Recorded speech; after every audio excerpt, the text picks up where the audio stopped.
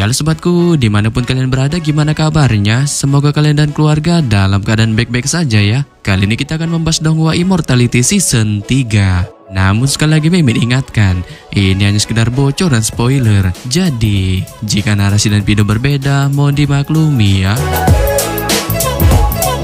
Untuk kalian yang penasaran tentang kelanjutan cerita Immortality Season 3 ini yang tayang entah kapan, oke langsung aja kita ke ceritanya, gas. Melanjutkan cerita sebelumnya. Setelah Pangan mengajak Hong Ye untuk OTW pergi menuju ke dunia bawah tanah, lebih tepatnya ke TKP wilayah para iblis, Pangan dan Hong Ye pun bergegas menaiki bangau putih sebelum pada akhirnya keduanya pun melakukan penerbangan menuju ke wilayah para iblis itu. Namun sebelum kita mengetahui apa saja berbagai rintangan yang akan dilalui Pangan dan Hong Ye menuju ke wilayah basecamp tepatnya para iblis itu, kini kita akan beralih ke TKP Puncak Tiandu berada. Yang mana pada saat ini, di basecamp tempatnya salah satu murid sejati puncak pertama sekte Yuhua dan juga sekaligus pemimpin sementara sekte yaitu Hua Tiandu. Awan putih masih berada di sisi gunung dan di puncaknya kali ini ada 9 menara emas yang tergantung dengan cahaya keemasannya yang menyinari seluruh gunung. Dan pada saat ini, di dalam TKP ruangan puncak Tiandu, Hua Tiandu pun sedang duduk santuy di sebelah tungku besar Danpeng yang kali ini tampak sedang merebusi biji iblis besar jumbo dengan api yang menyala-nyala di bawahnya. Yang ternyata iblis yang sedang direbus di dalam tungku besar Danpeng itu tak lain adalah Raja Iblis Besar Da Weide. Dan di bawah rebusan yang amat panas, sepanas mulut tetangga di tungku besar Danpeng, Iblis Besar Da Weide yang tak kuasa menahan rasa panas yang kali ini menyelimuti sekujur tubuhnya, spontan berteriak keras sembari melontarkan kata-kata kasar kepada Hua Tiandu. Dengan tubuhnya kali ini tiba-tiba mengalami tremor hebat di bawah ledakan keras di dalam tungku. Namun mendengar teriakan keras dari Iblis Besar Da Weide, Hua Tiandu pun tak menghentikan sedikit persiksaannya di dalam tungku besar Danpeng. Malah sebaliknya ia menambah siksaan Iblis Besar Da Weide dengan memunculkan energi dari tangannya yang segera dilesatkannya ke dalam tungku. Saat itu pun lagi-lagi memunculkan ledakan keras di dalam tungku yang menyebabkan Iblis Besar Da Weide pun terus-menerus melontarkan teriakan manjanya. Bersamaan ketika Hua Tiandu masih menyiksa Iblis Besar Da Weide, salah seorang murid sekte kepercayaannya yang ternyata adalah Yuan Jiangkong di sampingnya pun menanyakan kepadanya, kenapa antum tak memokatkan iblis besar itu saja?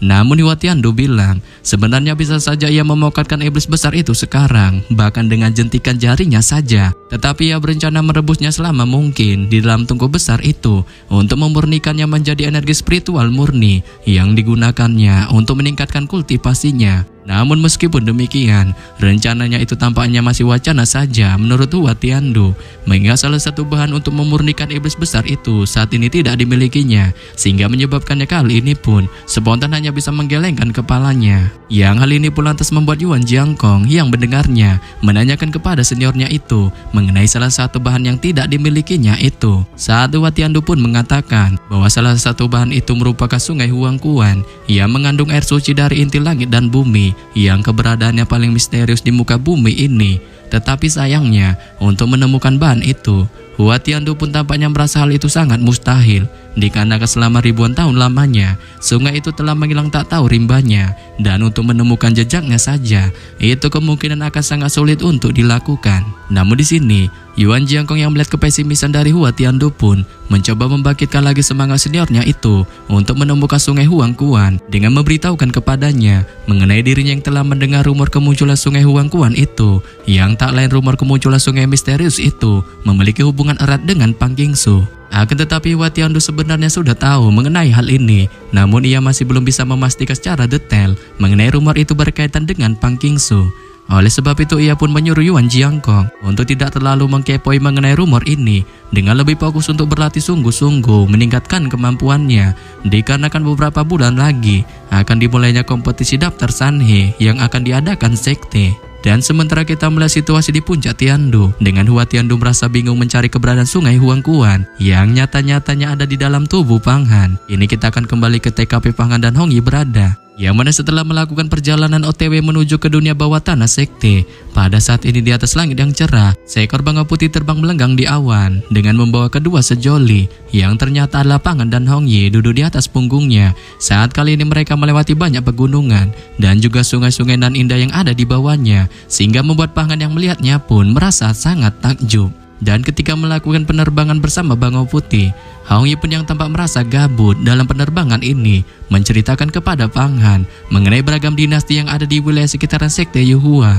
yang salah satunya merupakan dinasti misterius besar dengan menampung berbagai macam murid dari berbagai sekte yang memiliki kualifikasi untuk bergabung bersama dinasti itu, dengan memungkinkan murid yang bergabung itu memiliki pelatihan misteri misterius yang dikatakan manusia Nagayan waktu itu kepada Pang Han di pelatihan Tungku Besar dan Peng. Tetapi dikarenakan Pang Han sudah menyinggung Hua Tiandu, Hong Yi pun merasa sangat berat bagi Pang Han untuk join ke dalam dinasti misterius itu, mengingat Hua Tiandu merupakan pemimpin sekte sementara dan juga salah satu orang yang memiliki hubungan baik dengan dinasti itu, yang menjadi orang dalam serta dekingan untuk merekomendasikan para murid sekte yang ingin join ke dalamnya. Namun di sini, Pang Han tidak masalah mengenai hal itu dan tampak tidak terlalu memikirkannya saat ia merasa jika saja dirinya dapat menjadi seorang murid sejati, tak perlu bantuan dari Hua Tiandu si Bahlul itu pun. Ia pun memastikan dirinya dapat join ke dalam dinasti misterius itu. Serta setelah cukup lama Hong Yi dan Pang Han melakukan penerbangan, sembari Hong Yi menceritakan kepada Pang Han mengenai berbagai macam dinasti yang ada di sekitaran sekte Yuhua. Keduanya pun pada akhirnya sampai ke dunia bawah tanah sekte, dengan di bagian depan mereka saat ini terpampang sebuah jurang maut yang menyebabkan Pang Han pun segera memerintahkan Bangau Putih untuk segera turun ke bawah, dikarenakan ia mengetahui tempat ini merupakan tempat penyimpanan berjibun batu giok yang memungkinkan mereka memanfaatkan kesempatan untuk meluting banyak batu giok di tempat ini. Tetapi meskipun demikian, Pang Han pun juga memperingatkan Hong Yi untuk berhati-hati di TKP jurang maut ini, dikarenakan selain harta batu giok yang melimpah tersimpan di dalamnya, tempat ini juga merupakan sarangnya pasukan iblis bawah tanah berkumpul.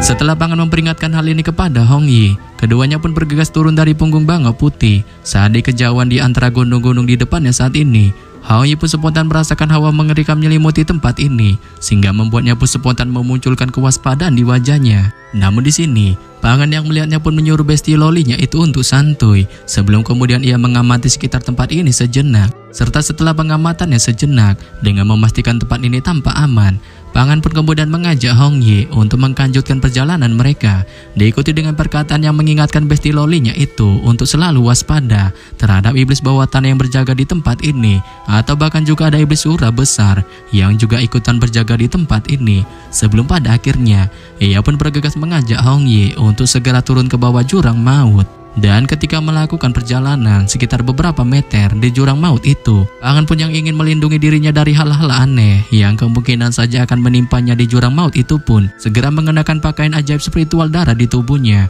yang memiliki efek perlindungan yang cukup besar baginya, mencoba untuk melindungi sekujur tubuhnya dari hal-hal aneh yang akan menimpanya di dalam jurang maut. Serta setelah mengenakan pakaian ajaibnya itu, pada saat ini sekitar beberapa menit, Pang Han dan Hong Yi meluncur ke dalam jurang maut dengan melewati beberapa lapisan yang amat sempit dan terlihat sangat dalam. Keduanya pun pada akhirnya landing ke jurang maut dengan segera jatuh langsung ke dalamnya.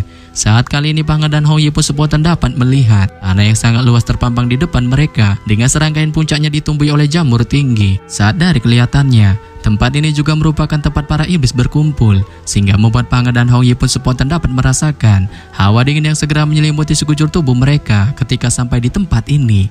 Tetapi pada saat yang sama, tepat baru saja Pang Han dan Hong Yi sampai ke dalam jurang maut ini, secara mengejutkan tiba-tiba serangkaian angin putih pun berembus di belakang mereka, yang ternyata hembusan angin itu berasal dari sekelompok iblis serigala darah berjumlah 12 biji yang melesat langsung ke arah Pang Han dan Hong Yi. Saat mereka pun segera meluncurkan serangan ganas dan agresif kepada keduanya berupa semburan darah merah yang dikeluarkan dari masing-masing mulut mereka. Namun baru saja serigala darah itu akan meluncurkan serangannya, tanpa diduga tubuh mereka pun tiba-tiba pecah menjadi dua bagian di udara. Saat itu ternyata disebabkan oleh 10 bayangan ajaib yang dimunculkan Pang Han di sekitarnya. Dengan bayangan itu mengeluarkan cahaya pedang badas yang menghancurkan para iblis serigala darah itu. Serta setelah membinasakan para iblis serigala darah itu, Pang Han pun segera mengambil kristal darah yang berada di bagian atas kepalanya. Sebelum itu dikumpulkannya menjadi sutas lingkaran yang langsung dikirimkannya ke dalam gambar Huang Kuan di tubuhnya, menyebabkan darah dan syukuran Wijen pun segera terbentuk di dalam gambar Huang Kuan. Dengan itu pun langsung dialiri air suci sungai Huang Kuan. Bersama setelah darah dan syukuran Wijen ini terbentuk, Pang Han pun menanyakan kepada Yan di dalam hatinya mengenai darah dan yang dikumpulkannya ini, apakah sudah terlampau sangat banyak menurut pendapatnya agar bisa dijadikan sebuah pil tingkat tinggi. Tetapi di sini Yan yang mendengarnya pun bilang bahwa hal itu masih belum cukup. dikarenakan ia mendeteksi kandungan darah di dalam tubuh serigala darah ini masih terbilang cukup rendah untuk dijadikan sebuah pil tingkat tinggi. Berbanding terbalik dengan darah seekor Shura yang menyimpan kandungan darah cukup tinggi. Namun demikian, Ian pun menyuruh Pangan untuk tidak berkecil hati mengenai hal ini, dikarenakan ia merasakan dan mendeteksi saat ini di arah timur di depannya ada sesuatu keajaiban yang menurutnya nilainya sangat tinggi dari serigala darah ini. Oleh sebab itu ia pun segera menyuruh Panghan untuk bergegas pergi ke arah timur di depannya, menyebabkan Panghan yang mendengarnya pun tanpa basa-basi bergegas menarik Hong Yi untuk segera menuju ke arah itu. Dan sepanjang perjalanan Panghan bersama Hong Yi menuju ke arah timur di depannya, keduanya pun terus dihadapkan dengan berbagai rintangan yang menghadang, mulai dari berbagai macam kelompok iblis yang menyerang mereka secara brutal. Namun untungnya Panghan dengan mudahnya membantai para iblis ini saat dengan teknik tebasan pedang petir yang dimilikinya, para iblis itu pun pada akhirnya mokat.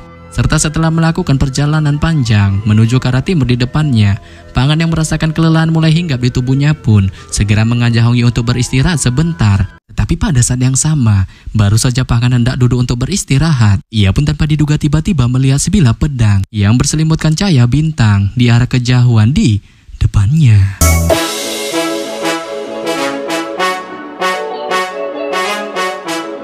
Nah, penasaran kan mengenai milik siapakah sebilah pedang cahaya bintang yang dilihat Panghan di wilayah basecampnya para iblis itu? Oke lah, kita tunggu aja di cerita selanjutnya. Akhir kata saya ucapkan bye-bye.